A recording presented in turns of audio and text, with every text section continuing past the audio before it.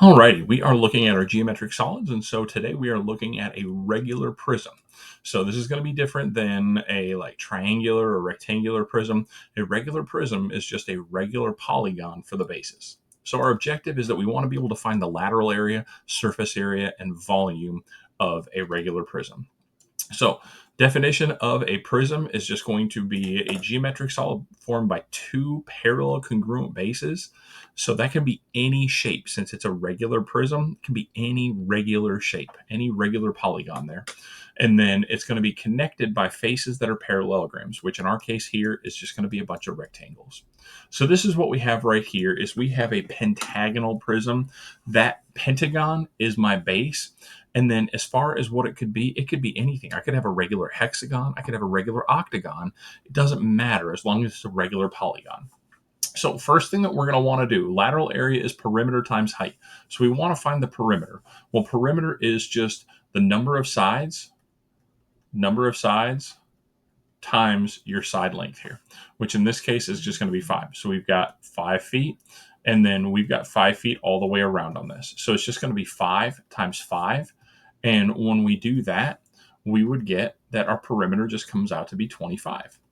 So we would say 25 feet. That's what our perimeter is. Now we need to find the height. Now, be very careful. 3 feet is not the height. This is not the height. The height is going to be this 14 over here. That 3 feet is your apothem. That's going to be something that's going to come into play when we're finding the area of the base. So my height here is going to be 14 feet.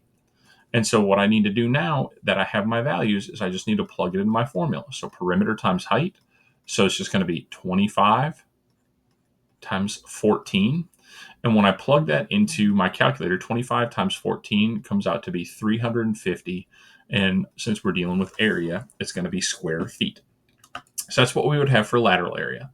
Now, surface area is going to be very similar to it, but with surface area, you need the lateral area, which we have. So we said that the lateral area was just 350 feet squared. But now we need the area of the base. And so in this case here, the area of the base is just going to be 1/2 apothem times perimeter. That's what the area of a regular polygon is. So our apothem, like I said in the previous, is 3. And then our perimeter, we just said was 25. So it's going to be 1/2 times 3 times 25. And so when I do that, I get that the area of my base comes out to be 37.5 square feet. And so now I have my numbers. Now I can plug it into my formula. So surface area is just going to be equal to lateral area plus 2 times the area of my base. So lateral area was 350. 2 times the area of my base is going to be 37.5. And so when I do that, I would just get that my surface area comes out to be 425 square feet. Okay.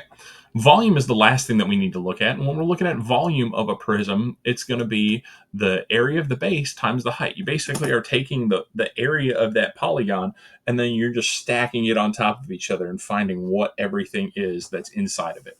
So for this, we need to find the height. Well, we've already said that our height is just going to be 14. And then the area of the base, well, we already said that the area of the base is 37.5. And so we're just going to use that. So height was feet. Base was feet squared.